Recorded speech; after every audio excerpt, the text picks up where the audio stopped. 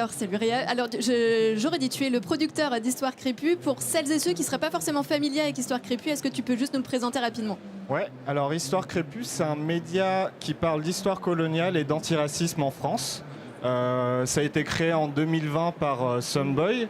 Et Histoire Crépue parce que c'est pour raconter l'histoire coloniale française, aussi complexe et crépue comme les cheveux de Sunboy. Voilà. Tu viens au départ, Réa, d'un parcours qui est assez technique, ingénieur dans l'informatique. Au moment où Histoire Crépue démarre, on est en 2020. 2020, ouais. Qu'est-ce qui t'a poussé à faire le grand saut vers un média antiraciste ? Ouais, alors donc j'étais ingénieur avant. En fait, mes parents viennent de Madagascar. Du coup, moi, je suis né en France. Ils sont arrivés en France avant moi. Je suis arrivé en France, je suis reparti à Madagascar, je suis revenu en France. Et je comprenais pas en fait pourquoi il y avait autant de personnes racisées qui venaient à venir en France directement. Et en recherchant un peu, je m'aperçois qu'il y a 10% quand même de la population qui viennent de l'immigration.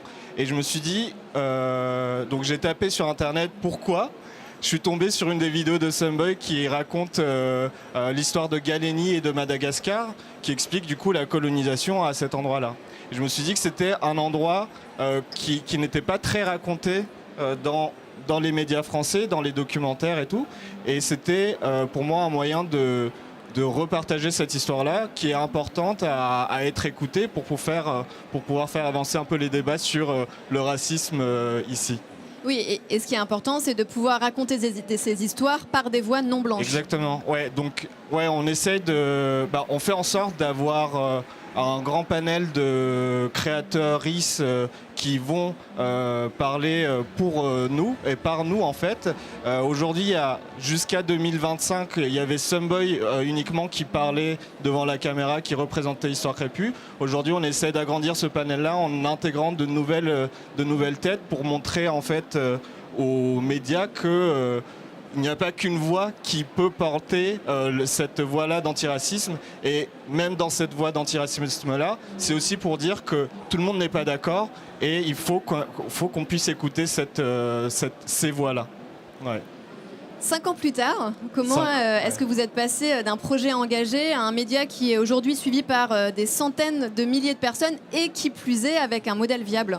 Ouais, c'était pas facile. Ok, donc en 2019, moi j'arrête mon travail, j'ai réussi à avoir une rupture conventionnelle pour pouvoir pour créer une école de cinéma avec d'autres potes. Et du coup, avec ça, j'acquiers plein de compétences parce qu'on fait plein de choses, quoi. Et dont les compétences d'aller chercher de l'argent auprès du CNC, donc c'est le Centre national du cinéma, qui permet aux créateurs sur Internet d'avoir un peu d'argent. Donc on a eu, avec un de nos premiers documentaires avec Sunboy, qui s'appelle Nos statuts coloniales, on a eu une première rentrée d'argent, on a créé une boîte, et avec ça on a vivoté pendant 4 ans à payer des monteuses, à se payer un tout petit peu juste le temps de quoi. Et en parallèle, j'ai repris un travail pour pour compléter ma fin de chômage, quoi. Et en 2025, on a intégré un incubateur qui nous a aidé à structurer le média en lui-même pour savoir comment faire pour agrandir pour se professionnaliser en fait. C'est ça. Et à la fin 2024, avec le bureau collectif, on a monté une levée de fonds qui nous a permis aujourd'hui d'avoir 3000 soutiens mensuels qui nous font monter à 17 000 € environ par mois d'argent, qui permettent d'augmenter un peu la production, de rajouter et de professionnaliser encore plus de monteuses, d'intégrer encore plus de créatrices et voilà, porter notre voix un peu plus fièrement, quoi. Voilà. Aujourd'hui, est-ce que tu peux nous rappeler, vous êtes présent sur quelle plateforme ? Ouais. On est sur YouTube, Instagram et TikTok, les trois à peu près équivalents en termes d'abonnés. Et on a aussi Twitch. Et en globalité, on est environ à 900 000, voire 1 million d'abonnés en comptant toutes les plateformes, quoi. Ouais. Et quel type de format on peut trouver ? Ouais, on a Beaucoup de talk shows, de la vulgarisation essentiellement, en faisant intervenir des historiens, des historiennes. On a des documentaires du coup et des débats mouvants aussi qu'on fait, dans lesquels on fait venir des personnes concernées pour parler de leur concernation, pour parler des sujets qui les concernent. Typiquement, là, un des prochains épisodes, ça va être débat mouvant sur les Outre-mer. Du coup, on a fait venir des personnes qui viennent des Outre-mer pour leur poser des questions de c'est quoi de vivre en France. Et on avait fait un autre épisode qui parlait des anciens. Donc ça veut dire des personnes qui sont primo-arrivants en France et comment ça a été de vivre jusqu'ici en France, quoi. C'était quoi les difficultés, pourquoi vous êtes arrivé en France, etc. C'est un peu un recueil de l'actuel, quoi. Ouais. Bon. Et la suite, quel cap est-ce que vous visez avec Histoire Crépue ? Ouais, alors TF1, non mais... Belle ambition. Ouais, la télé. Non, dans l'idée, on va refaire une nouvelle campagne de levée de fonds à la fin de l'année pour augmenter encore les fonds et pour pouvoir s'agrandir, avoir un studio plus pérenne, se rémunérer nous, rémunérer proprement les créateurs et les monteuses.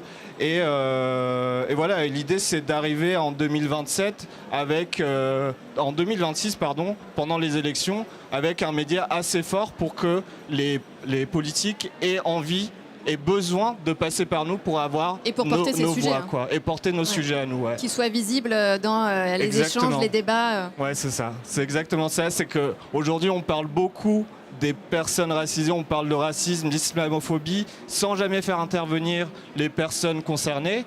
Et notre idée à nous, c'est de dire, en fait, on existe en fait. On a des choses à dire et votre vérité n'est pas celle qu'on est en train de vivre en vrai.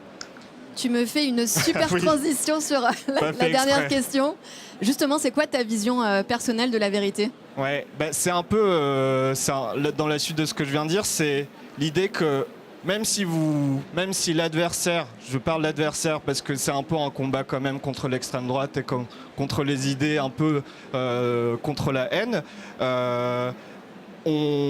même si eux parlent de nous, on saura de notre manière à nous réussir à avoir notre voix et réussir à la distribuer et la partager pour réexpliquer ce qui se passe réellement dans nos camps, quoi.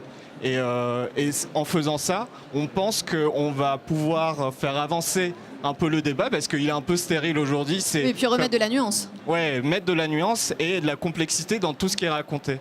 Et en faisant ça, on va réussir à faire avancer un peu le débat et peut-être changer les mentalités et peut-être éradiquer le racisme. Je vous le souhaite, vraiment. Merci. Merci et bravo Réa pour tout ce que vous avez déjà fait. Bravo. Merci.